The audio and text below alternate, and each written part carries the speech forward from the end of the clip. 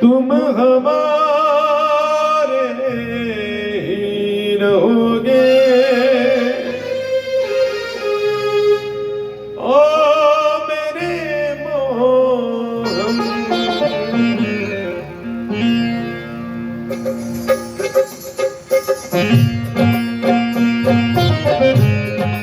थोड़ी देर बाद श्री राधे श्री राधे श्री राधे।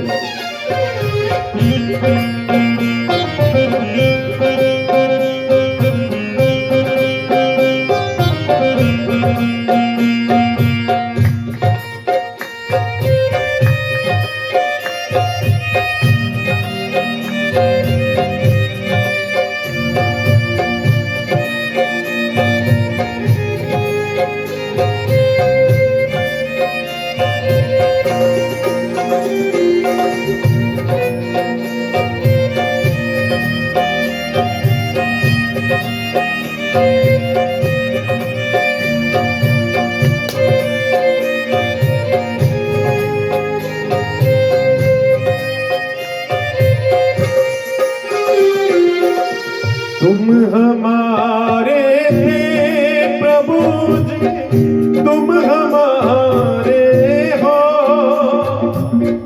तुम हमारे ही रहोगे ओ मेरे मोहन। तुम हमारे थे प्रभु जी, तुम हमारे हो, तुम हमारे ही रहोगे ओ मेरे मोहन। हम तुम्हारे थे प्रभु जी, हम तुम्हारे हैं, हम तुम्हारे थे प्रभु जी, हम तुम्हारे हैं, हम तुम्हारे ही रहेंगे ओ मेरे मोहन। तुम हमारे थे प्रभु जी, तुम हमारे हो, तुम हमारे ही रहोगे ओ मेरे मोहन।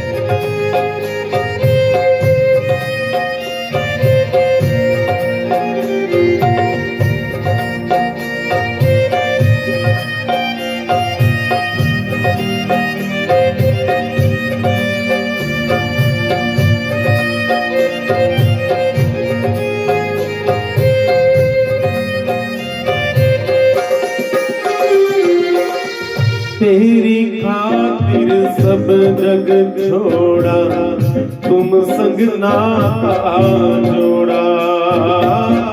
तेरे खातिर सब जग छोड़ा, तुझ संग नाता जोड़ा। एक बार प्रभु हंस कर कह दो, तू मेरा मैं तेरा। एक बार प्रभु हंस के कह दो, तू मेरा मैं तेरा। सांझ प्रीत की रीत निभा दो ओ मेरे मोहन। तुम हमारे प्रभु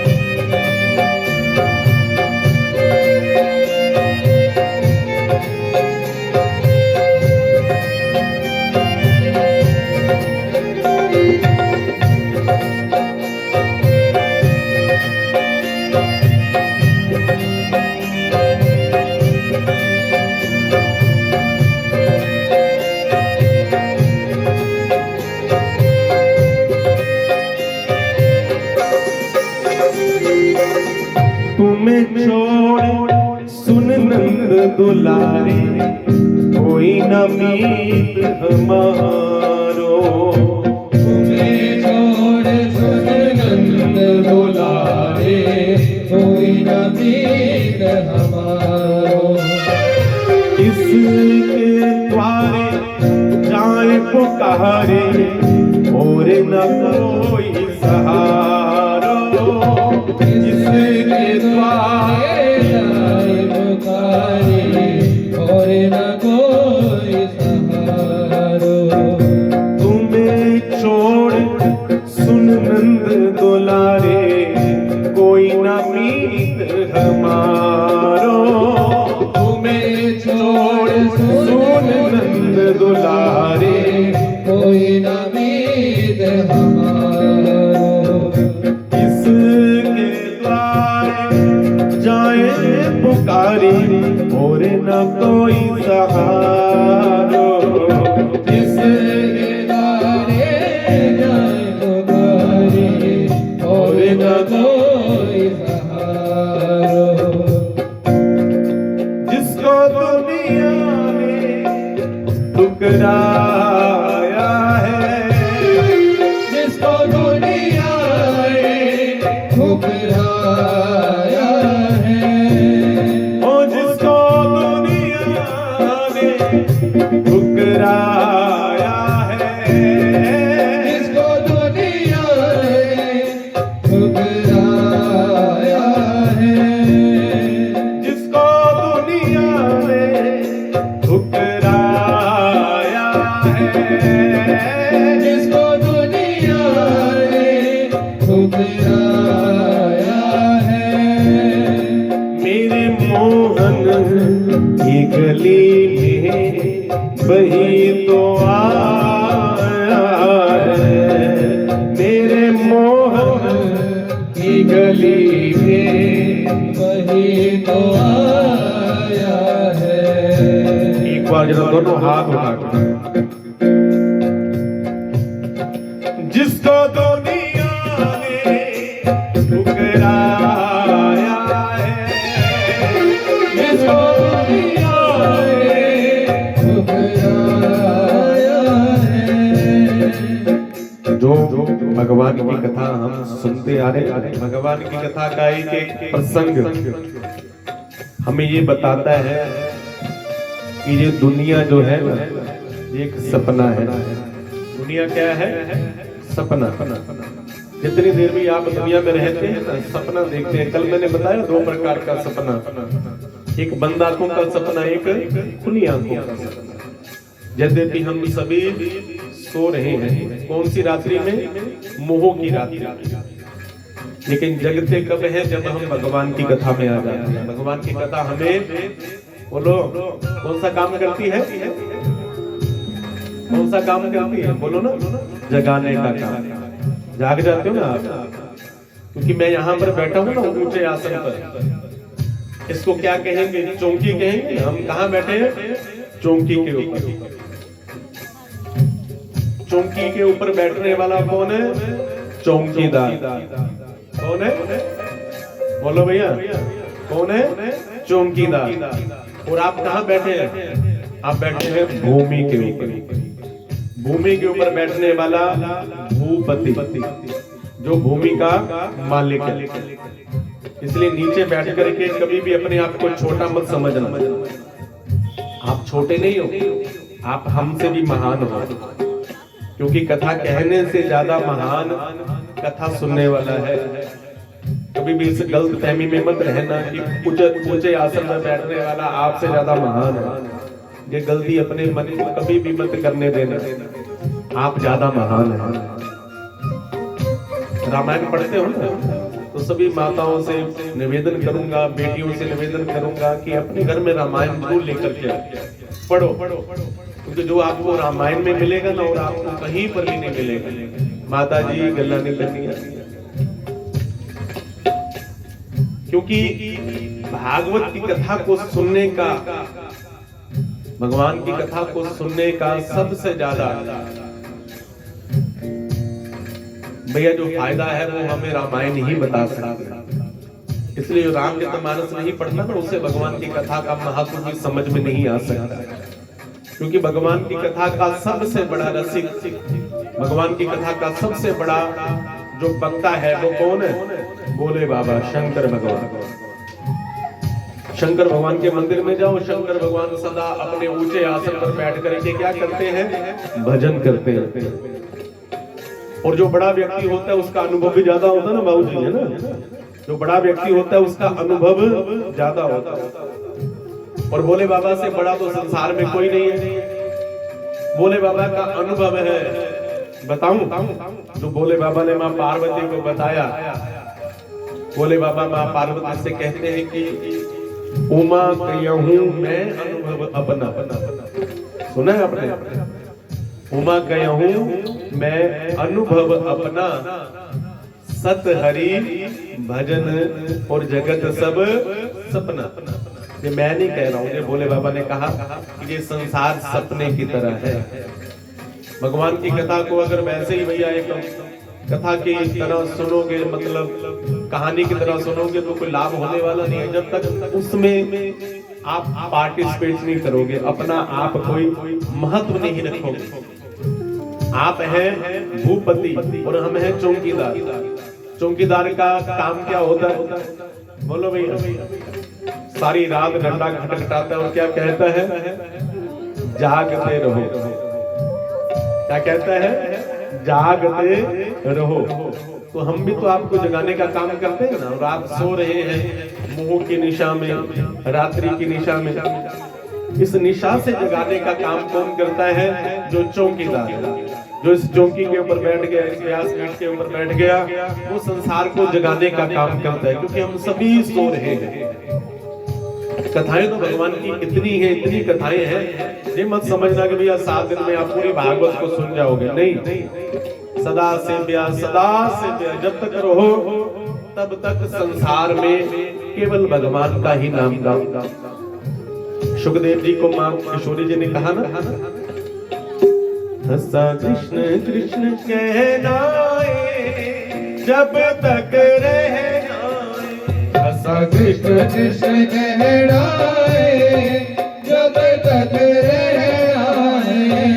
जब तक इस संसार में रहने कृष्ण कृष्ण कहो, राम राम कहो, नहीं तो हाल हो जाएगा उस बुढ़िया की तरह। जो कल मैंने कथा सुनाई थी ना, जिसको कितना ज्यादा भैया कोशिश की, लेकिन उसके मुख से राम नहीं निकला, क्योंकि अभ्यास ही नहीं था। इसलिए बंधुओं, अभ्यास करो और सदा कृष्ण कृष्ण गाते जाओ। हम कथा सुन रहे थे ध्रुव जी महाराज की। ध्रुव जी की आयु कितनी थी? कितनी आयु थी? बोलो, केवल 5 वर्ष। आप सभी से निवेदन करूंगा, आप सभी इधर ध्यान कीजिए, क्योंकि रस का बेलना इधर है ना। प्रेम से के जय श्री राधे, जय श्री राधे, जय श्री कृष्ण, जय श्री कृष्ण।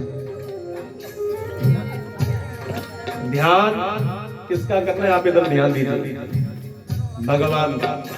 ध्रुव जी की आयु कितनी थी? कितनी? 5 वर्ष। 5 वर्ष में ध्रुव जी ने भगवान को अपने सामने प्रकट कर दिया। आप कहोगे कि 5 वर्ष के ध्रुव जी ने प्रकट कर लिया कैसे? जैसे कि हमारी आयु 90 वर्ष की हो गई भगवान का नाम जपते जपते। जिस स्टेज पर अभी हम हैं ना, अगर इस स्टेज पर हमारी मृत्यु हो जाए ना, तो अगला जन्म जब हमारा होगा ना, तो वहीं से प्रारंभ होगा, उसी भक्ति से प्रारंभ होगा। ये कभी मत समझना कि भैया अभी हम बूढ़े हो गए तो बूढ़ा व्यक्ति भजन नहीं कर सकता। तो बूढ़ा भजन करोगे ना, तो अगले जन्म में भैया वहीं से भक्ति स्टार्ट होगी, क्योंकि फिर इंसान ही बन करके आओगे। अगर भगवान का भजन किया ना, तो अगला जन्म आपको इंसान ही मिलेगा, मतलब कि मनुष्य ही बन करके आओगे, बंदे ही बन करके आओगे। बंदगी करोगे तो भगवान फिर बंदा बनाएंगे, अगर बंदगी की जगह कुछ और करोगे तो फिर भगवान कुछ और बना देंगे। भगवान कहते कि देखो भैया, मैंने इन मनुष्यों को 2 हाथ दिए। कितने हाथ है हमारे? 2 हाथ। और हमारे पैर कितने? 2। भगवान कहते हैं देखो भैया, दो पैर दिए कि चलो मेरे मंदिर में, चलो मेरी कथा में जाकर के अपने मनुष्य जन्म का जो उद्देश्य है उसको समझो। और ताली बजाने के लिए दो हाथ दिए, या भगवान की कथा में सेवा करने के लिए दो हाथ दिए। लेकिन जो भगवान के दो हाथ का सम्मान नहीं करना ना, भगवान के दिए हाथ है ना, अगर हम इनका सम्मान नहीं करेंगे, इनका सदुपयोग नहीं करेंगे, कीर्तन में ताली नहीं बजाएंगे, सेवा नहीं करेंगे, इन हाथों से दान नहीं करेंगे, तो फिर भगवान कहते हैं कि मेरे से गलती हो गई, मैंने इसको दो पैर दो हाथ दिए, इसने हाथों का सदुपयोग नहीं किया, दान नहीं किया, इन हाथों से सेवा नहीं की, यहाँ तक कि मेरे कीर्तन में ताली तक नहीं बजाई। भगवान कहते मेरे से गलती हुई, उसका सुधार मैं करूंगा, अगले जन्म में इसको चार पैर वाला बनाऊंगा, इसको दो हाथ नहीं दूंगा, चार के चार पैर ही दूंगा। तो चार पैर किसके होते हैं? पशुओं को। कभी विचार करके देखो भैया, अगर हम मनुष्य होने के बाद भगवान का भजन नहीं कर सकते तो फिर हमसे बढ़िया पशु है। नीति शतकम का बड़ा सुंदर श्लोक है कि जे शान विद्या ना तपो ना दानम। अगर आपके अंदर विद्या नहीं है, तप नहीं है, दान करने का स्वभाव नहीं है, ज्ञान को प्राप्त करने के लिए बुद्धि नहीं है, जे शान विद्या न तपो न दानम ज्ञानम न शीलम न गुणो न धर्मम। भगवान कहते हैं फिर वो व्यक्ति इस संसार में मनुष्य के रूप में चलता हुआ पशु है। जे शान विद्या न तपो न दानम ज्ञानम न शीलम न गुणो न धर्मम ते मृत्यु लोके भूमि भारभूता मनुष्य रूपेण मृगाचरण। आपसे कोई पूछे कि भैया आपकी दिनचर्या क्या है, आप बहुत अभिमान में आकर के कहेंगे भैया हम सुबह 4 बजे उठ जाते हैं। भैया 4 बजे उठ जाते हो, लेकिन आपके जगने से पहले कुत्ते जग रहे होते है ना। फिर हम कहें कि नहीं हम तो भैया बहुत काम करते हैं, तो हमसे ज्यादा पशु काम करते हैं। फिर हम कहें कि नहीं हम तो संतान उत्पन्न करते हैं, भैया हमसे ज्यादा बच्चे पशु पैदा कर लेते हैं। फिर हम कहें कि भैया हम खाते हैं, तो खाते भी हमसे ज्यादा कौन है? पशु है। फिर हम में और पशुओं में अंतर कहाँ रह गया? और मरने के बाद भी पशुओं का शरीर काम में आ जाता है, हमारा शरीर मरने के बाद काम में नहीं आता। लेकिन इस दृष्टि से देखा जाए तो पशु हमसे ज्यादा बढ़िया है। लेकिन अगर मनुष्य जीवन हमें मिला है तो इसका सबसे बड़ा सदुपयोग क्या है कि भगवान का भजन जो हम कर सकते हैं वो पशु नहीं कर सकते। यहाँ पर आता है ना कभी कभी श्वान कुत्ता आए तो हम डंडा लेकर के उसे भगा देते हैं। इसलिए मनुष्य कोई भी आए, ऐसी भी अवस्था में आए, भगवान उसको भैया अपनाते हैं। भगवान का सत्संग का अधिकारी केवल और केवल मनुष्य है। इसलिए बंधु इस मनुष्य जीवन का कल्याण करो। ध्रुव जी का सुंदर प्रसंग हमें शिक्षा देता है कि अगर 5 वर्ष के ध्रुव जी हैं तो ध्रुव जी के पूर्व जन्म की कथा सुने तो ध्रुव जी पूर्व जन्म में भी भगवान के भक्त ही थे। विश्व पितामह जी के पूर्व जन्म की कथा सुनी ना आपने। विश्व पितामह जी पिछले कितने जन्मों से 125 जन्मों से भगवान का भजन करते हैं, और तब जाकर 125 जन्मों के बाद भी भैया सावधानी हटी और दुर्घटना घटी। एक ऐसे पापी के घर का अन्न खा लिया, इतना बढ़िया शरीर जो था वो भैया शरीर वाणों की शैया पर समाप्त हो गया, क्योंकि विश्व पितामह जी को इच्छा मृत्यु का वरदान था। जब तक इच्छा ना हो तब तक मृत्यु ही नहीं आएगी। लेकिन बंधुओं इस मृत्यु लोक में जो आएगा उसको मृत्यु का आश्रय लेना ही पड़ेगा। लेकिन मृत्यु इतनी खतरनाक क्यों हुई? क्योंकि एक पापी के घर का अन्न खाया, और भगवान नहीं चाहते थे कि मेरा भक्त जो इतने जन्मों से मेरा भजन करता आया है वो ऐसे ही चला जाए। तो भगवान लीला करते। इसलिए संसार में जब हमें दुख मिल जाए ना भैया प्रसन्न हुआ करो, कभी भी दुख से घबराना मत। दुख में जब भी आपका मन करे ना भगवान का भजन करने का, तो भैया इस खुशी खुशी भजन किया करो, क्योंकि दुख जब भी जाएगा ना तो आपको सुख दे करके जाएगा। मेहमान कौन सा बढ़िया होता है? जो कुछ दे करके जाए। जो कुछ ना दे करके जाए तो बच्चे कहते हैं भैया ये तो मेहमान ऐसा ही है। कुछ जो हाथ में रख करके जाए वो मेहमान सभी तो अच्छा लगता है। लेकिन ये सुख जब जाता है ना तो ये हमें दुख दे करके जाता है। लेकिन जब ये दुख जाता है तो ये सुख दे करके जाता है। इसलिए सुख में फूलो मती, दुख में तड़पो मती। प्राण जाए मगर नाम भूलो मती। अपने मन को सुमार्ग लगाते चलो, कृष्ण गोविंद गोपाल गाते चलो, भगवान का भजन करते चलो। ध्रुव जी महाराज जिन्होंने 5 वर्ष की अवस्था में भगवान को प्राप्त कर लिया, आगे ध्रुव जी के वंश की कथा चली। इन्हीं के वंश में आगे चल करके एक राजा हुए जिनका नाम था अंग। ये बड़े धर्मात्मा थे, बहुत अच्छे अच्छे अनुष्ठान करवाते थे, भागवत करवाते थे, बड़े बड़े यज्ञ अनुष्ठान। लेकिन जरूरी नहीं है बंधुओं कि जो व्यक्ति भगवान का भक्त हो उसके घर में संतान भी भक्त ही पैदा हो। कभी भक्तों के घर में भी दुष्ट संतान पैदा हो जाते हैं, और कभी कभी दुष्टों के घर में भगवान का भक्त भी पैदा हो जाता है। अंग महाराज बहुत धर्मात्मा थे, लेकिन इनका पुत्र नास्तिक था जिसका नाम था वेद। क्या नाम था? वेद। नाम याद रखना है। लेकिन वो वेद जो था वो बचपन से ही भगवान का विरोधी था।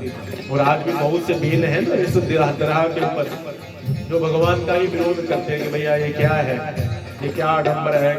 ऐसा ही वो वेद दुष्ट था जो भगवान का विरोध करता था। अंग महाराज को बहुत दुख हुआ और अपने पुत्र से दुखी होकर के एक बार भैया अपने ही राज्य की एक गुफा में जाकर के छुप गए। और सारी प्रजा ढूंढने लगी, मंत्रिमंडल ढूंढने लगा कि महाराज कहाँ गए। लेकिन ढूंढा कहाँ ढूंढा? बाहर ढूंढा। जैसे कि भगवान कहाँ रहते हैं? भगवान रहते हैं मन के अंदर, मंदिर। वो मंदिर कहीं बाहर नहीं है, वो आप सबके अंदर है। भगवान जब भी आपको मिलेंगे ना तो अंदर से मिलेंगे, बाहर से बोलो भैया नहीं मिलेंगे। नहीं तो प्रैक्टिकल करके देखना, इतना मर्जी मंदिर जाते रहना, इतना मर्जी महाराज गुरुद्वारे जाना, लेकिन जब भी भगवान मिलेंगे तो यहाँ पर भी बैठ गए, अंदर से ही मिलेंगे। महाराज अपने ही घर में थे, अपने ही राज्य में थे, गुफा में छुपे हुए थे, लेकिन प्रजा सैनिक बाहर ढूंढते गए, महाराज मिले नहीं। अब सभी को चिंता हुई कि राजा किसे बनाया जाए। थोड़ा वॉल्यूम कम करो, इसका भी कम करो। तो राजा किसे बनाया जाए? तो कहा कि ऐसा है कि राजा तो राजा का पुत्र ही बनेगा। तो सभी ने किसको राजा बना दिया? वेद को राजा बना दिया। प्रेम से जय श्री कृष्ण। जय श्री कृष्ण। ये कथा सुनने वाली कथा है, ध्यान से सुनना। किसको राजा बनाया? वेद को राजा बनाया। लेकिन वेद जब राजा बना ना तो सबसे पहले राज्य को धर्म निरपेक्ष कर दिया। कोई धर्म का नाम नहीं गाएगा, कोई धर्म की चर्चा नहीं करेगा, कोई भगवान की कथा नहीं करेगा, कोई भगवान का यज्ञ नहीं करेगा, कोई भंडारा नहीं करेगा, सत्कर्म नहीं करेगा। तो कहा कि फिर प्रभु करना क्या है? तो करना है मेरा नाम जपना है, वेनाय नमः मंत्र जपो। अगर हवन करना है तो वेनाय स्वाहा नाम से हवन करो, और किसी का नाम नहीं जपना। सब कुछ राजा में ही होता है। तो सारी प्रजा तो बहुत चिंतित हो गई। सभी ने जाकर के ऋषियों के चरण में प्रार्थना की कि महाराज आप कृपा करो। तो सारे ऋषि इकट्ठे होकर के गए जाकर समझाने के लिए कि महाराज कैसी बात करें, अरे भगवान की सत्ता को आप झूठा दिखा रहे हो। जो सारे का सारा संसार भगवान का बनाया हुआ है, तो आप भगवान का ही विरोध कर रहे हो। तब जाकर के वो वेद जो था वो ऋषियों को कहने लगा, अरे तुम किस पखंड में पड़े रहते हो, लोगों को भी पखंड में डालते हो, इसलिए छोड़ो। पूरी पृथ्वी के ऊपर भगवान का नाम समाप्त कर दिया, सारे बुरे कर्म करने लगा। और ऋषियों को गुस्सा आया। ऋषियों ने ऐसी हुंकार भरी कि इस वेद का गोविंदाय नमः मृत्यु को प्राप्त हो गया। अब सारी की सारी प्रजा, सारे के सारे मंत्री इकट्ठे होकर के ऋषियों के पास गए और जाकर के कहते, महाराज आपने तो हमारे राजा का ही, महाराज राजा को ही परलोक सिधार दिया। महाराज आप तो राजा को सुधारने आए थे, लेकिन आज आपने राजा को सिधार दिया। अब आप महाराज कैसे चलेगा आज हमारा राजपाट? तो कहा कि चिंता मत करो, देखो बंधु हमारे संत हमारे ऋषि कितने महान थे। ये मत समझना कि भैया ऋषि केवल और केवल माला झोली लेकर के भजन ही गाते हैं। जितना इस पृथ्वी के ऊपर संत महापुरुषों ने मेहनत की है, जितना कार्य उन्होंने किया है, आप सोच भी नहीं सकते। अब ऋषियों ने भैया एक नाव मंगवाई, नाव को तेल से भरवाया और उसके अंदर शरीर रखा, किसका? वेद का शरीर रखा। जब वेद का शरीर रखा और शरीर रखने के बाद वेद के शरीर का मंथन किया गया। मंथन समझते हो ना? ऋण करना, जैसे हम दूध का दही का मंथन करते हैं, ऐसे किसका मंथन किया? वेद के शरीर का मंथन किया। और मंथन करने के बाद वेद के शरीर से भैया एक निषाद नाम का प्राणी निकला। जो निषाद जाती है ना, वो काला सा बोना सा व्यक्ति निकला। तो उसने हाथ जोड़ करके कहा कि महाराज बताओ क्या करना है? ऋषियों ने कहा कि तुमने कुछ नहीं करना, जाओ जंगल में जा करके अपना साम्राज्य स्थापित करो। तो आज भी जंगल में ही निषाद जाति बसती है। और फिर पुनः मंथन किया गया। अब जब पुनः मंथन किया गया तो साक्षात भगवान का ही अवतार पृथु जी महाराज का प्रादुर्भाव हुआ। बोली पृथु जी महाराज की जय। पृथु जी महाराज का प्रादुर्भाव हुआ और सभी ने पृथु जी महाराज की जय जयकार की। कैसे जय जयकार की? पृथु जी महाराज की जय हो, पृथु जी महाराज की जय हो, पृथु जी महाराज की जय हो। ऐसे जय जयकार की। जैसे जय जयकार आज हम करते हैं, किसकी करते हैं? मंत्रियों की। भगवान की जय जयकार करवाने के लिए भैया श्रम करना पड़ता है। लेकिन कोई मंत्री आए, गले में फूल माला और बहुत जोर जोर से नारे लगाते हैं ना, ये सबसे बड़ी विडंबना हमारी यही है।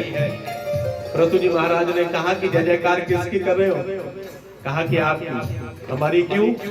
तो कहा कि आप हमारा राजा है। तो कहा कि बस ठीक है, जय जयकार करो, हम कुछ नहीं करेंगे। देखो भैया, हम बढ़िया कथा गाएं, हम बढ़िया कथा गाएं, हम बढ़िया तैयारी करें कि भैया आपको बढ़िया बढ़िया प्रसंग सुनाने, उसमें हमारा क्या महत्व है? हम यही कहेंगे कि उमरपुर वाले ये कहें कि भैया पंडित जी बड़ी अच्छी कथा गा करके गए, शास्त्री जी अच्छी कथा गा करके गए, आप हमारी प्रशंसा करो, है ना। अगर हमने आपको कथा सुनाई नहीं, आपने वैसे ही हमारी जय जयकार कर दी, महाराज जी की जय हो, पंडित जी की जय हो, शास्त्री जी की जय हो, तो फिर हम कहेंगे कि भैया कथा सुनाने की जरूरत ही क्या है, तो वैसे ही जय जयकार करें। ऐसे ही जब इन लीडरों की, इन मंत्रियों की हम बिना कुछ किए ही जय जयकार करते हैं तो ये काम भी नहीं करते। क्या जरूरत है? जहां जाते हैं वहीं पर माला पहनाई जाती है। इसलिए भैया जिनको आपने अपना मत दे करके जितवाया है ना भैया, वो आपके मत से जीते हैं। इसलिए कभी भी उनके चरणों में मत गिरा करो। सम्मान हर किसी का होना चाहिए, क्योंकि उनको भी जो गद्दी मिली है, राज गद्दी मिली, वो भगवान की कृपा से मिली है। लेकिन ऐसा भी ना होना कि भैया कोई उस गद्दी का दुरुपयोग करे। अगर हमें जो व्यास गद्दी मिली है तो भगवान की कृपा से मिली है ना, तो इसका मतलब ये थोड़ी नहीं है कि हम इस व्यास गद्दी को अपना करके आप सभी का शोषण करना शुरू कर दें। चढ़ाओ चढ़ावा, दो दान, दो करो, ऐसा करो, वैसा करो, ये थोड़ी नहीं है। क्योंकि भैया भगवान की कथा को करने वाला, करवाने वाला ये दोनों ना हो तो भगवान की कथा नहीं हो सकती। क्योंकि आजकल तो भगवान की कथा गाने वाले कितने, जिसको मर्जी व्यास पे ऊपर बिठा दो। आजकल तो भगवान की कथा को सुनाना कोई मुश्किल काम नहीं रहा। कोई भी भैया थोड़ी सी तैयारी करे, बैठ जाओ, 2-2.5 घंटे ही है, बीच में 2-4 भजन गाओ, बढ़िया बढ़िया भगवान की कथा सुना दो। लेकिन भैया उसके लिए मंथन करना पड़ता है, कुछ पाने के लिए कुछ होना पड़ता है, ज्यादा हंसने के लिए थोड़ा रोना पड़ता है, मेहनत करनी पड़ती है।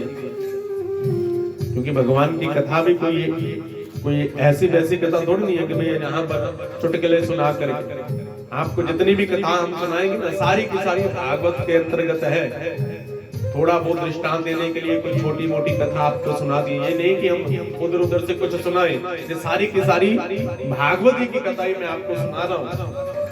आप कल हमें बुलाओ शिव महापुराण की कथा करने के लिए, तो हम आपको पूरी शिव महापुराण की कथा ही सुनाएंगे।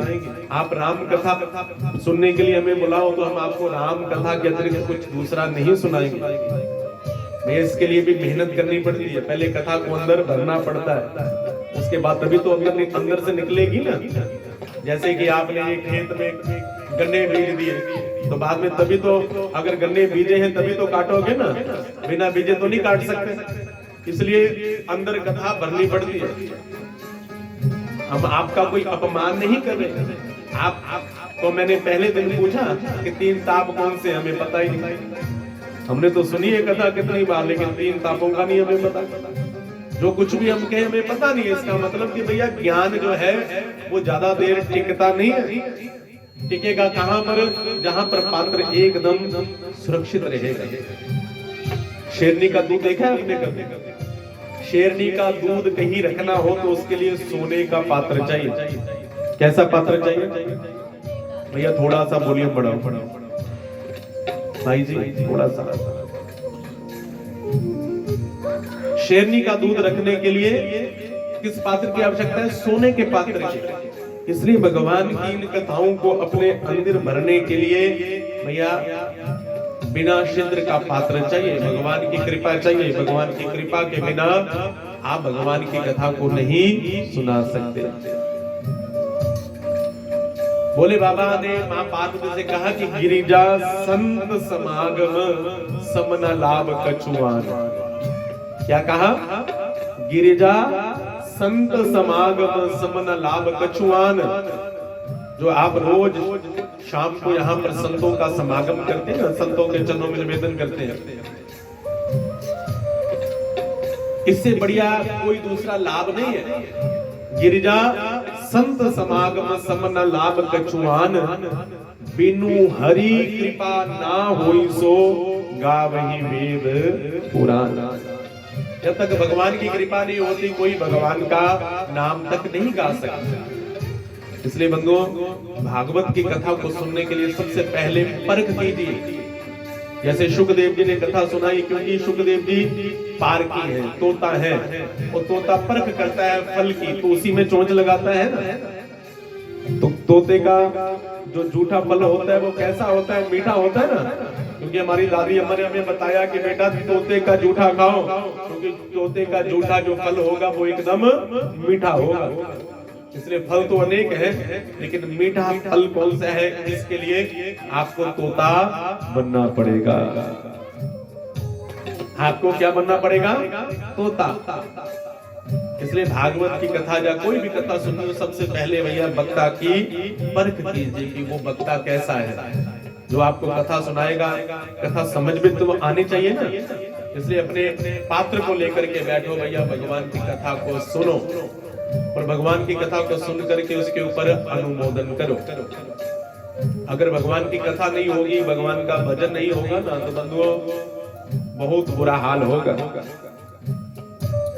पृथु जी महाराज ने कहा कि जय जयकार नहीं, पहले कुछ करने तो दो, हमने कुछ किया नहीं और आप हमारी जय जयकार करें।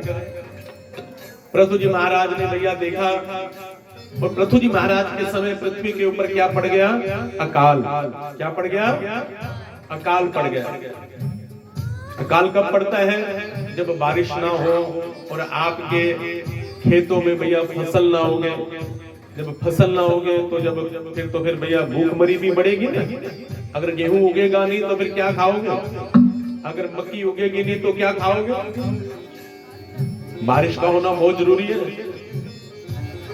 अब देखो भैया, जो हम आज कर रहे हैं ना, जो आज कर रहे हैं, इसका फल आने वाली हमारी जो पीढ़ी है ना, उनको भोगना पड़ेगा।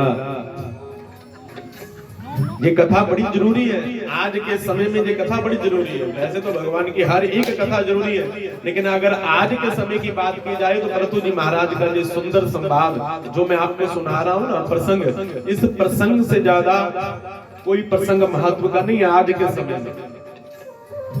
आप अपने बच्चों के लिए बढ़िया बढ़िया घर बना रहे हो ना, बढ़िया बढ़िया प्रॉपर्टियां खरीद रहे हो, बढ़िया बढ़िया महाराज गाड़ियां खरीद रहे हो, अपने बच्चों को विदेश भेज रहे हो, अपने बच्चों के लिए बहुत बड़ी बड़ी एफडीआं कर रहे हो। जितना मर्जी बढ़िया घर बना लो, जितना मर्जी बढ़िया गाड़ी खरीद लो, जितने मर्जी उनके लिए एफडी करवा लो, लेकिन फिर भी आपकी आने वाली पीढ़ियां जो है ना वो आपको बढ़िया नहीं कहेंगे, आपको गालियां देंगी। आप कहोगे कि पंडित जी कैसे? तो भैया ऐसे, क्योंकि आने वाला समय जो होगा ना उसमें हमारे बच्चों के लिए, हमारे वंशजों के लिए ना तो बढ़िया वायु बचेगी, सांस लेने के लिए हवा उनको अच्छी नहीं मिलेगी, ना उनको वायु अच्छी मिलेगी, ना पीने के लिए उनको जल मिलेगा। क्योंकि जो आज हम शोषण कर रहे हैं ना पृथ्वी का, इस पृथ्वी में कितने खतरनाक रसायन खाद डाल करके भैया जो फसल 1 महीने में होनी है उसे 10 दिनों में निकाल रहे हैं। जो भैया कोई फल थोड़े दिनों में पकना है, 20 दिनों में पकना है, उसे हम ऐसे इंजेक्शन लगा लगा करके भैया 10-10 एक सप्ताह में, एक दिन में पका रहे हैं। तो भैया आने वाला समय बड़ा भयंकर होगा। तो फिर आपके जो वंशज आपको गालियां देंगे, धिक्कार है, इतने दुष्ट थे हमारे पूर्वज कि हमारे भैया सांस लेने के लिए बढ़िया वायु छोड़ के नहीं गए, हमारे लिए बढ़िया जल छोड़ करके नहीं गए। तो बताओ भैया वो आपका श्राद्ध करेंगे? वो नहीं करेंगे। वो आपके लिए भागवत की कथा नहीं करवाएंगे कि हमारे पितरों का उद्धार हो जाए। वो कहते हैं ऐसे पितर नरक में जाएं जिन्होंने हमारे लिए कुछ भी नहीं छोड़ा। इसलिए भैया हमारा किया हुआ जो सत्कर्म होगा वो हमारे बच्चों को प्रसन्न करेगा, हमारे द्वारा किया गया जो असत कर्म होगा भैया वो सारे का सारा हमें नरक में गिराएगा। इसलिए बंधुओं सावधान होकर के भगवान की कथा से कुछ प्राप्त करके जाइए। पृथु जी महाराज के समय में अकाल पड़ गया। पृथु जी महाराज को पृथ्वी के ऊपर क्रोध आया। इस पृथ्वी का नाम पहले पृथ्वी नहीं था, इसका नाम था दराहा। इसको लोग वसुंधरा नाम से जानते थे, इसको भूलोक के नाम से जानते थे। और आज भी संकल्प पढ़ा जाता है ना, तस्य दैत्यस्य ब्रह्म प्रादेशे द्वारा कल्पे जम्बूद्वीपे भारतखंडे आर्यावर्त देशांतर्गते भूमंडल क्षेत्रे। तो इसको अनेक नाम से पुकारा जाता है, वहां पर पृथ्वी नहीं। पृथ्वी कब पड़ा नाम अभी आप कथा में सुनोगे। तो पृथु जी महाराज को क्रोध आया। पृथु जी महाराज ने इस पृथ्वी को ललकारा, हे वसुंधरे, हे दराहा, तुम्हारा काम है एक बीज लेना, उसके बदले में हजारों अन्न के दाने हमें प्रदान करना। प्रेम से जय श्री कृष्ण, जय श्री कृष्ण। ध्यान इधर रहेगा, महत्वपूर्ण कथा सुना रहा हूं। पृथ्वी क्या करती है? आपसे एक बीज लेती है, उसके बदले में कितने हजारों बीज आपको प्रदान करती है ना। ये किसका काम है? पृथ्वी का। पृथु जी महाराज को क्रोध आया कि तुम्हारा जो कर्तव्य है कि एक दाना लो, उसके बदले में हजारों दाने देना, और तू हमारे द्वारा डाले गए दाने, हमारे द्वारा डाले गए बीज जो है उनको नष्ट कर देती है। तुम्हारे अंदर ही बीज गल जाते हैं, उसको तू बाहर निकालती नहीं है। तो पृथ्वी दोनों हाथ जोड़ करके पृथु जी महाराज के चरणों में याचना करती है कि पृथु जी महाराज इसमें मेरा कोई दोष नहीं है। क्या कहती है पृथ्वी? इसमें मेरा दोष नहीं है। तो कहा फिर किसका दोष है? तो कहा कि दोष है आपके पूर्वजों का। आपके पिताश्री जो वेद है ना, जिनके द्वारा आपका प्रादुर्भाव हुआ है, उन्होंने मेरे ऊपर बड़ा अत्याचार किया, जिसके कारण मेरी वो सारी की सारी उर्वरा शक्ति जो है वो नष्ट हो गई और मैं अब बीज देने के लायक नहीं रही। आज है ना मैया, बात किसी की भी करें, अपनी पृथ्वी मैया की करें, अपनी गौ मैया की करें, या अपनी जन्म देने वाली मैया की करें, तो आजकल भैया हमारी बहनों के, हमारी बेटियों के शरीर कैसे हो गए भैया, वो ठीक ढंग से स्वस्थ संतान को पैदा कर ही नहीं सकते। सही है या गलत है? बताओ। आजकल भैया जब किसी को पता चलता है ना, कोई नई नवेली दुल्हन जो माँ बनने वाली है, तो भैया उसको सबसे पहले डॉक्टर के पास ले जाया जाता है। कितनी दवाइयाँ खा खा करके वो बच्चों को जन्म देती है। पहले भैया हमारे जो दादाजी दादी जी, उनकी 10-10 संतानें होती थी। आजकल देखो हमारी बुआ जी हिस्ट पुष्ट है सारी की सारी, कितनी संतान होती थी, फिर भी वो हमारी माताएं जो थी कितना घर का काम करती थी। आजकल 2 बच्चे पैदा करने के बाद ही भैया बस हमारा जो शरीर है वो सारे का सारा पतन की ओर बढ़ रहा है। किसी से घोटे नहीं चलते, किसी की कमर नहीं चलती। भैया ये सारी की सारी विचारणीय बातें हैं, इसका कोई विरोध नहीं है। ये सारी की सारी शास्त्रार्थ बातें हैं। और आज पृथ्वी हमारी भी ऐसी है ना, हम कहें कि बड़ी जब तक इसमें खाद ना डाली जाए तो बीज उगता नहीं है। सही है कि नहीं? जिंदगी ठीक है ना? जब तक खाद डाली नहीं जाती बीज उगता ही नहीं है। ये बेड़ा करके किसने किया? हमने किया। आज भागवत की कथा इस उद्देश्य से सुनोगे तो आपका कल्याण होगा। अगर मनोरंजन की दृष्टि से सुनोगे तो नहीं, फिर तो हो ही रही है कथा, होती रहेंगी आगे आगे। लेकिन बंधुओं, जो भागवत हमें कहना चाहती है, जो हमें समझाना चाहती है, उसको समझो। आज भगवान का जन्म उत्सव मना करके, नाच करके, गा करके अपने घर चले जाएंगे और कल आएंगे जहां पर गोवर्धन पर्वत की परिक्रमा लगा करके जय हो गिरिराज प्यारे की करके अपने घर चले जाएंगे। लेकिन भैया भगवान ने गोवर्धन पर्वत की पूजा क्यों करवाई? भगवान कहते हैं कि भैया ये पर्वत पूजनीय है। पर्वत बोलो ना, पूजनीय है। ये नहीं है कि भैया आपने पर्वत की पूजा करनी है तो आप वृंदावन में जाओ उसी गोवर्धन पर्वत की पूजा करने के लिए। पर वो गोवर्धन पर्वत भी धीरे धीरे धीरे धीरे भैया गोलोक की ओर बढ़ रहा है, जा रहा है ना। तो इसका कारण क्या है? इसका कारण यही भगवान ने कहा कि रे भोले भक्तों, वो मैंने गोवर्धन की पूजा इसलिए करवाई क्योंकि वृंदावन में गोवर्धन को स्थापित करके मैंने आप सबको ये शिक्षा दी कि पर्वत सभी के सभी पूजनीय है। जरूरी नहीं है कि आपने जाकर के गोवर्धन पर्वत की पूजा करनी है। भाई आप इधर से निकलो तो आपके यहाँ तलवाड़े के पहाड़ जो है ना, उनका पूजन करना शुरू करो। अरे कोई वहां पर कंस्ट्रक्शन कर रहा है ना, तो उसको जाकर के रोको। अरे भैया कम से कम पहाड़ को तो छोड़ दो ना। आज हम जो गंदगी फैला करके आते हैं हिमाचल प्रदेश में, हिमाचल प्रदेश को कौन सी भूमि कहा जाता है? थोड़ा ऊंची बोलना। देवभूमि। तो अपने घर का कचरा ले जाकर के देवताओं के घर में छोड़ करके आओगे? बड़ा कष्ट होता है जब भैया उन कुदरती पहाड़ों में जब इतना सुंदर वातावरण होता था वहां पर, तो आज प्लास्टिक की बोतलें, वो ना जाने कैसे कैसे पैकेट, कैसी कैसी बोतलें वहां पर गिरी पड़ी होती है। इतना गंद फैला करके आते हैं। धिक्कार, शर्म आनी चाहिए अपने ऊपर। अपने घर का कचरा किसी के घर में छोड़ करके आए तो कितनी बुरी बात है। इसलिए पृथ्वी मैया ने महात्मा नारद जी से कहा कि अगर यहाँ पर मेरे ज्ञान और वैराग्य को भैया पुष्टि नहीं मिली ना, तो फिर मैं विदेश गमन कर जाऊंगा। हमारी गंगा मैया, गंगा का नाम लेने से ही व्यक्ति पाप मुक्त हो जाता है। लेकिन आज गंगा मैया के यहाँ हम क्या करते हैं जाकर? गंगा मैया शरीर का मैल धोने के लिए नहीं है, गंगा मैया मन का मैल धोने के लिए। गंगा में स्नान करना हो तो सबसे पहले अपने घर में साबुन से बढ़िया स्नान करने के बाद, सुंदर वस्त्र पहनने के बाद, तिलक लगाने के बाद भैया गंगा में जाकर के डुबकी लगानी चाहिए। और गंगा में जाकर के भैया हर हर गंगे कहते हुए गंगा जी में डुबकी लगानी चाहिए। अपने मन का मैल धोइए, वहां पर तन का मैल मत धोइए। नहीं तो आने वाला समय बड़ा भयंकर आएगा, जो अभी आया हुआ है। अभी उसी समय की बात चल रही है। पृथ्वी ने कहा कि मेरे में कोई शक्ति रही नहीं है महाराज, अब मैं करूं तो करूं क्या? पृथ्वी जी महाराज ने कहा कि कोई ना कोई उपाय तो होगा, बताओ, हम मेहनत करेंगे। तो कहा कि उसके लिए महाराज ऐसा है कि मैं गऊ बन करके आऊंगी, आप मेरे अंदर भैया बंद कर दो इसे, इसको मेरे अंदर रसायन पदार्थ डालिए, वो खाद डालिए, मुझे आप औषधि प्रदान कीजिए, फिर मेरा दोहन कीजिए। तो जब पृथ्वी क्या बन करके आई?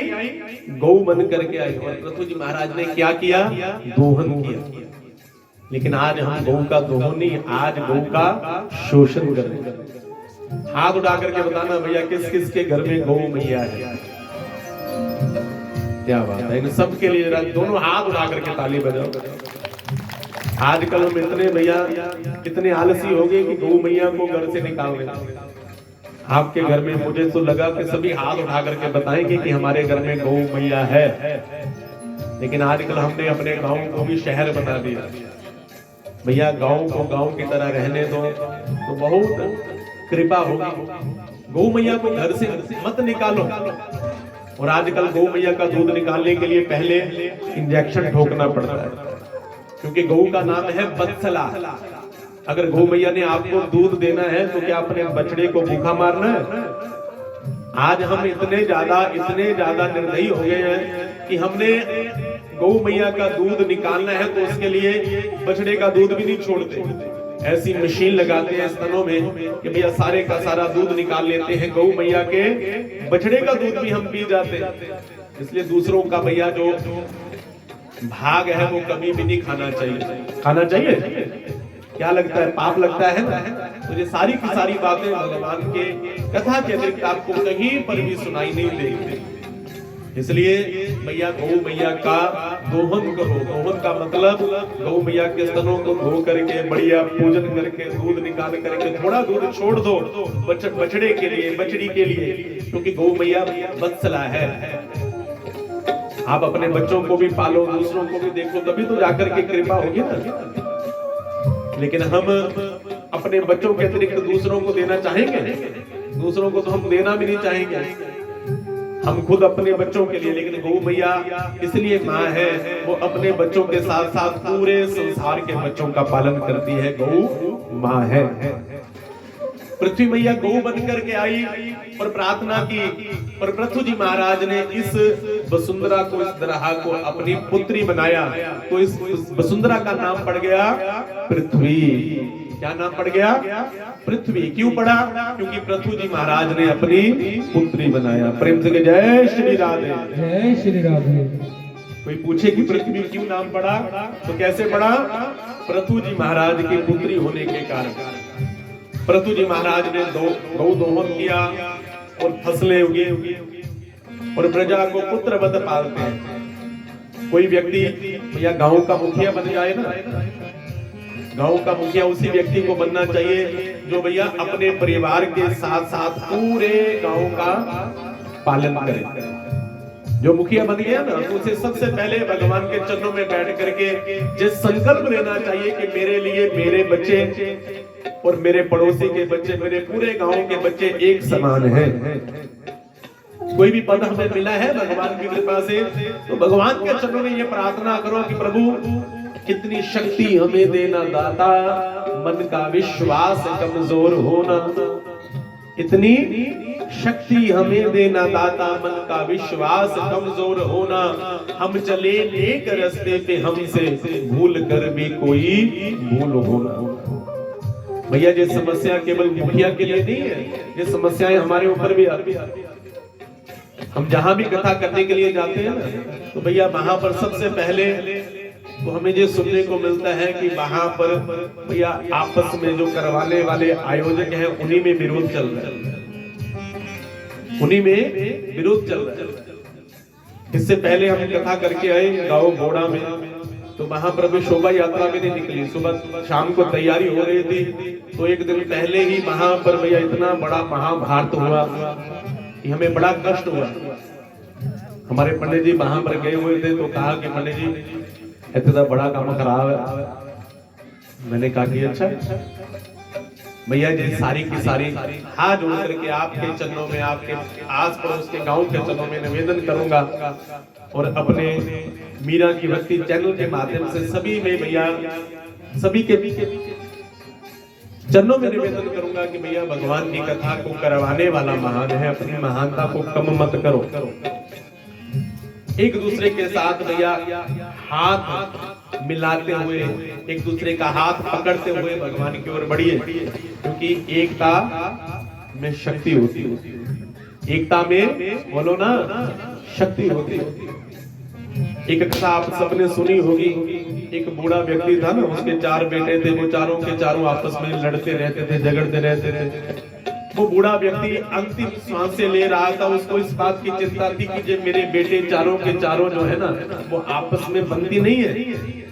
तो बूढ़े ने सबको बुलाया और सबको क्या दिया, एक एक लकड़ी दी और कहा कि बेटा लो लकड़ी, इसको क्या करो, तोड़ो।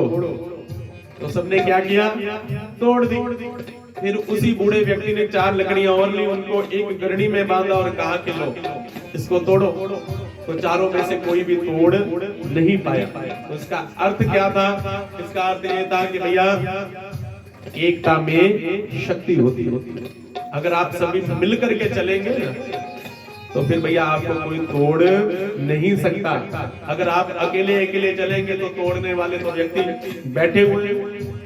कितने लोग हैं जो आपके घरों में आकर के कहते हैं कि छोड़ो, आपको घर बना देते हैं, आप धर्म चेंज कर लो।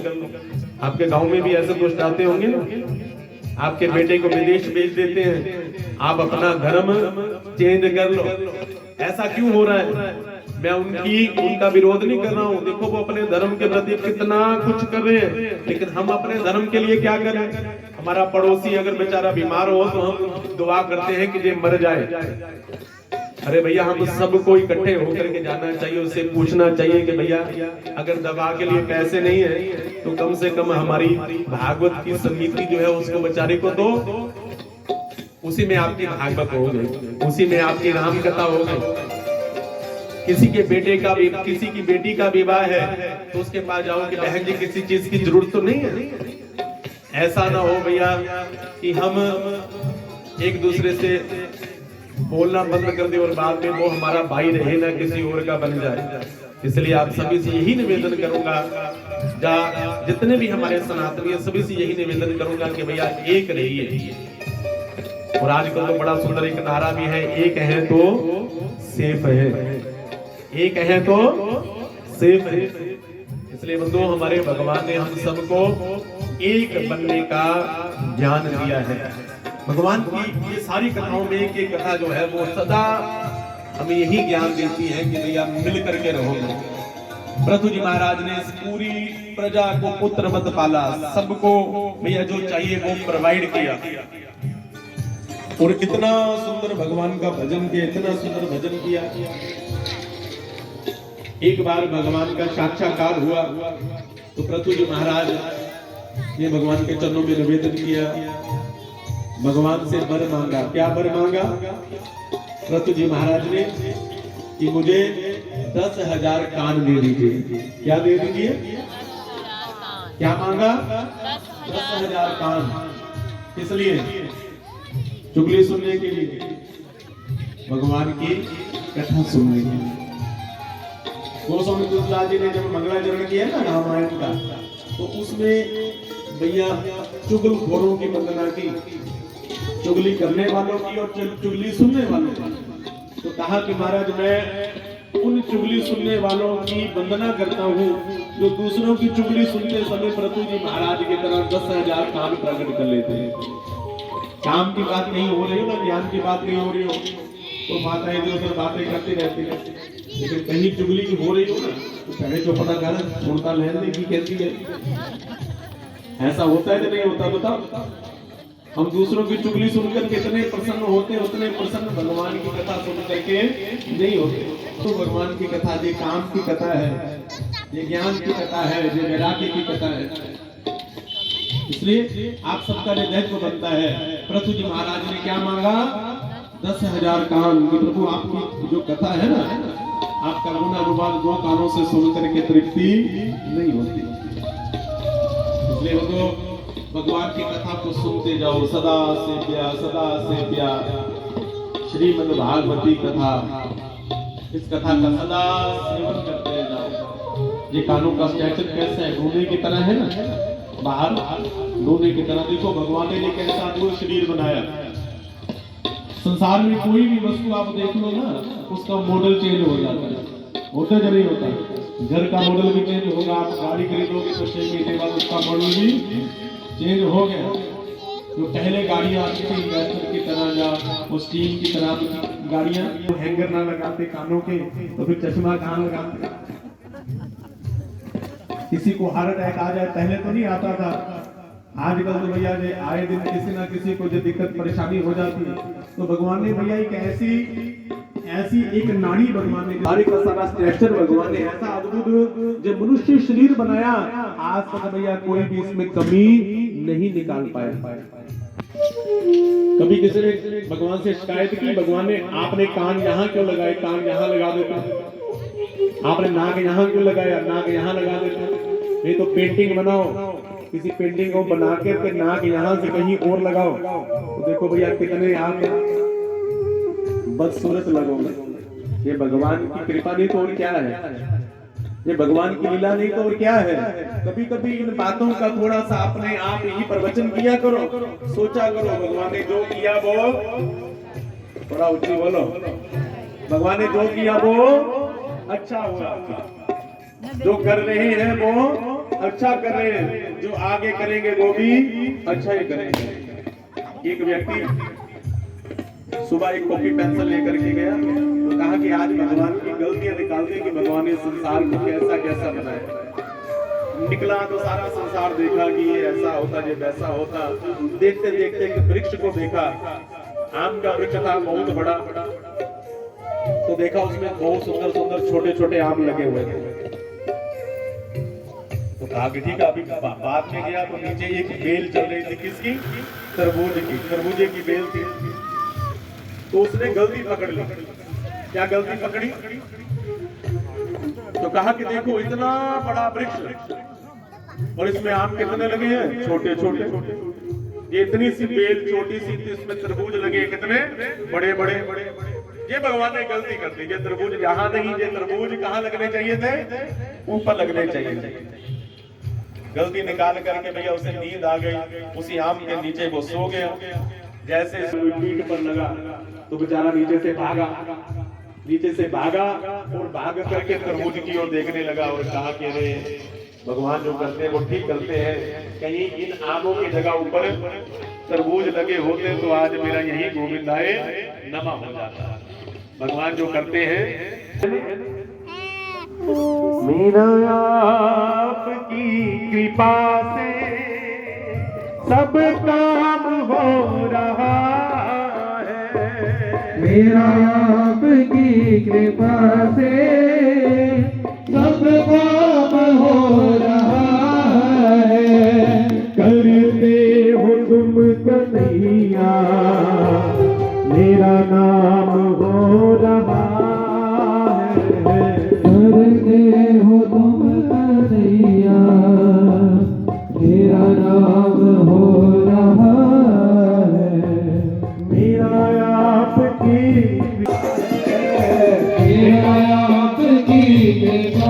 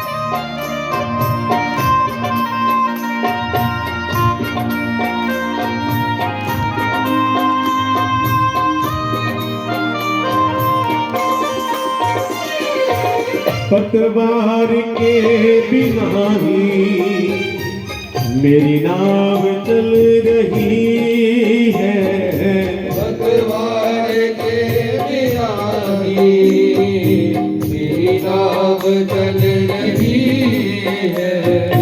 हैरान है ज़माना, ज़माना मंजिल मिल रही है।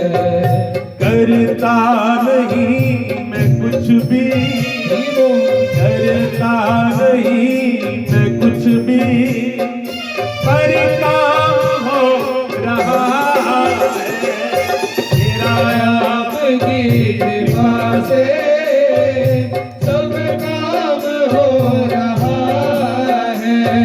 मेरा आपकी कृपा से सब काम हो रहा है। मेरा आपकी कृपा से सब काम हो रहा है।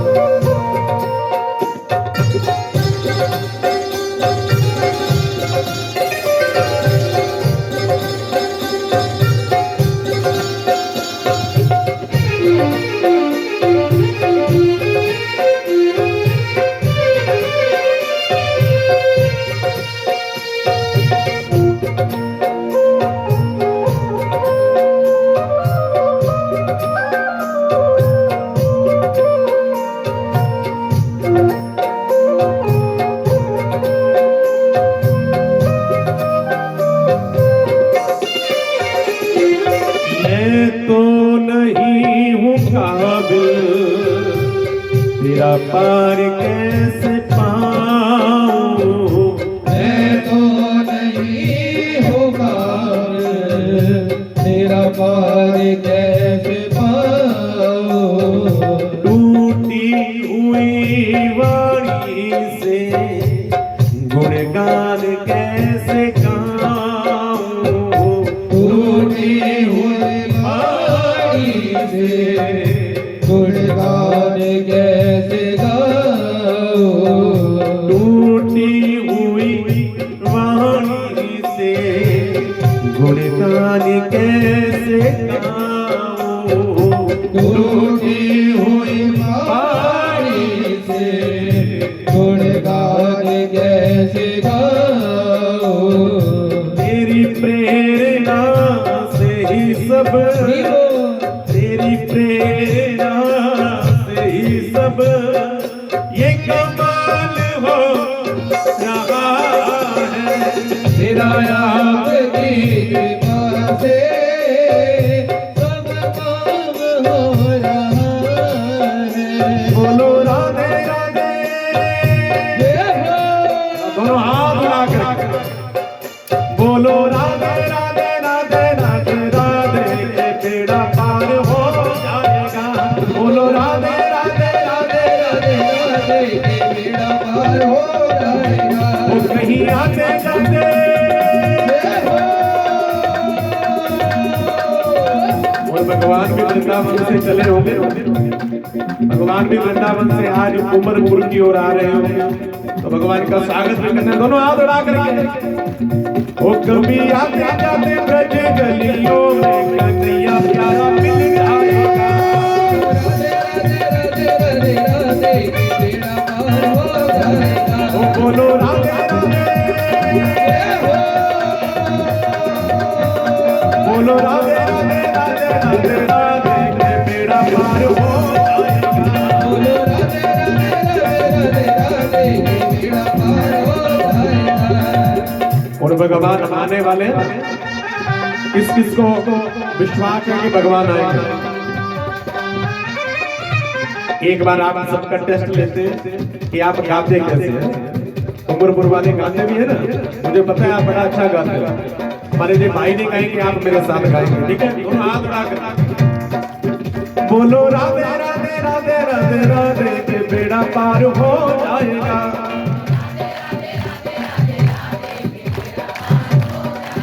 बोलो राधे राधे राधे राधे राधे, के बेड़ा पार हो जाएगा।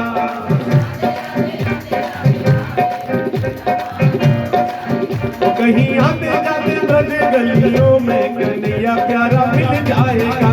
कहीं आगे आगे ब्रज गलियों में कन्हैया प्यारा मिल जाएगा। हे राधे राधे राधे राधे। इन्होंने बोले राधे राधे राधे राधे राधे राधे राधे राधे, वृंदावन में ओ वृंदावन में। लेकिन आज तो उमरपुर में ओ राधे राधे राधे राधे कहते कि राधे राधे जपो चले, राधे राधे जपो चले आएंगे बिहारी। दोनों हाथ उठा करके राधे राधे जपा करो, कृष्ण नाम रस पिया करो। राधे राधे जपा करो, कृष्ण नाम रस पिया करो। ओ राधे राधे राधे राधे जपा करो, कृष्ण नाम रस पिया करो। राधे राधे जपा करो, कृष्ण नाम रस पिया करो। ओ राधे राधे जपा करो, कृष्ण नाम रस पिया करो। राधे राधे जपा करो, श्री राधे कृष्ण नाम रस पिया करो। राधे राधे राधे राधे ओ उमरपुर में, उमरपुर में, वृंदावन में, ओ कुंज गली में। राधे राधे जय राधे राधे राधे राधे रटा करो, कृष्ण नाम रस पिया करो।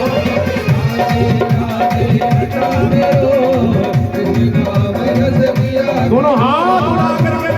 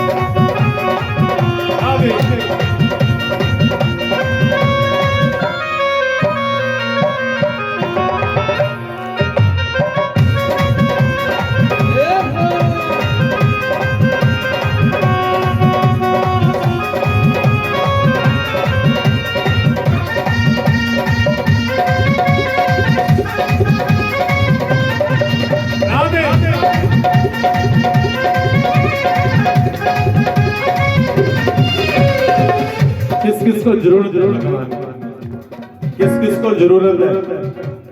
दोनों हाथ उठाओ। कितनी सी जरूरत है? कितनी जरूरत है? इतनी ज्यादा। दोनों हाथ उठाओ और मेरे साथ गाओ। मतलब की इस दुनिया से मुझको तो नफरत है, मतलब की इस दुनिया से मुझको तो नफरत है। वो मतलब की इस दुनिया से मुझको तो नफरत है, मतलब की इस दुनिया से मुझको तो नफरत है।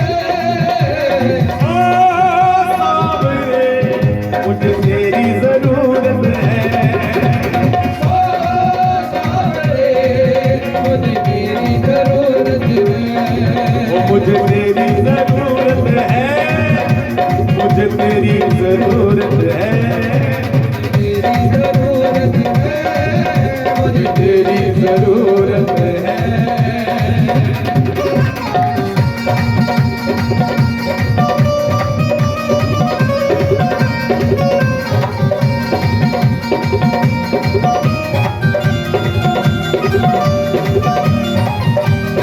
श्री राधे।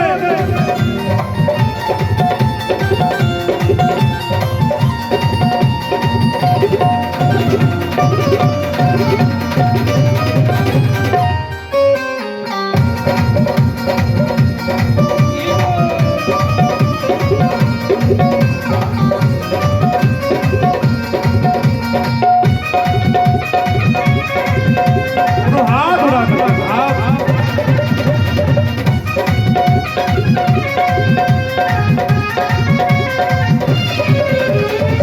कैसे कैसे काम तूने किए मेरे बाबा, मैं ही तो बस जानू जी, मैं ही तो बस जानू रे, तेरी तो बस जानो सारी का सहारा एक तू ही मेरे बाबा, तुझको ही पहचानू मैं, तुझको ही पहचानूं मैं, तुझको ही पहचानूं मैं।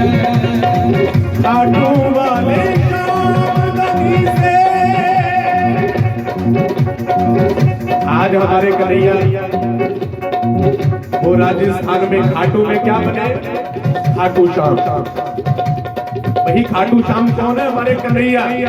उनको कोई दूसरा मत समझना, एक बार हाथ उड़ा कर। खाटू वाले कामदनी से हमको मोहब्बत है, खाटू वाले कामदनी से हमको मोहब्बत है। किस किस को मोहब्बत है? दोनों हाथ उठा करके। ओ सामने मुझे तेरी जरूरत है, ओ सावरे मुझे तेरी जरूरत है। गजब मेरे खाटू वाले, गजब तारे खाट के गाले, सेठों से बाबा शाम है, गजब मेरे खाटू वाले गजब तारे घाट गिराले, देखो किसी खाटू जाने वाले हर प्रेमी को तारा है, सारी दुनिया में गूंजे उनका जयकारा है, शाम प्रेमियों का बस जग में एक ही नारा है, सारे का सहारा बाबा शाम हमारा है। सब मेरे खाटू वाले, सब तारे खाट गिराले, सेठों से बाबा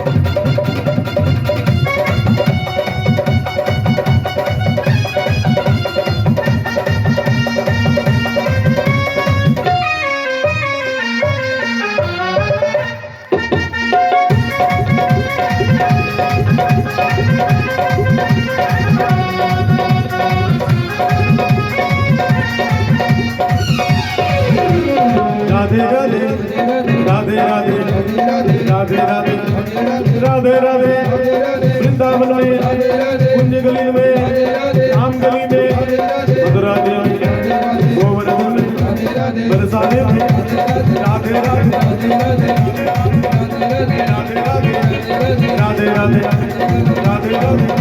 जय श्री राधे जय जय श्री राधे।